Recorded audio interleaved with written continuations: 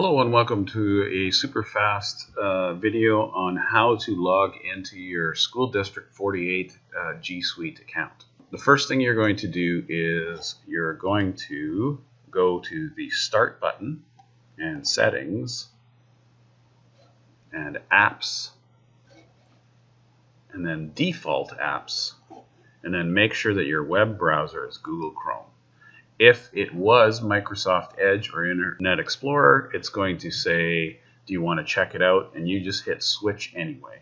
Once you're done that, you're going to create a new tab, which will just bring up Google. And you're going to hit the waffle icon in the corner over here, and you're going to go to account. From here, you're going to either hit sign in here or sign in here. And you'll hit use another account. But I'm just going to use this one now because I've already been in, but yours is going to be the exact account that you use to log in at school. So if my name is Henry Verbeek and my last two digits of my pupil number were 11, I would be Henry V11 at, and not SD48.bc.ca, but at sd48.org. Then you will notice if you click on it and you're doing this at school,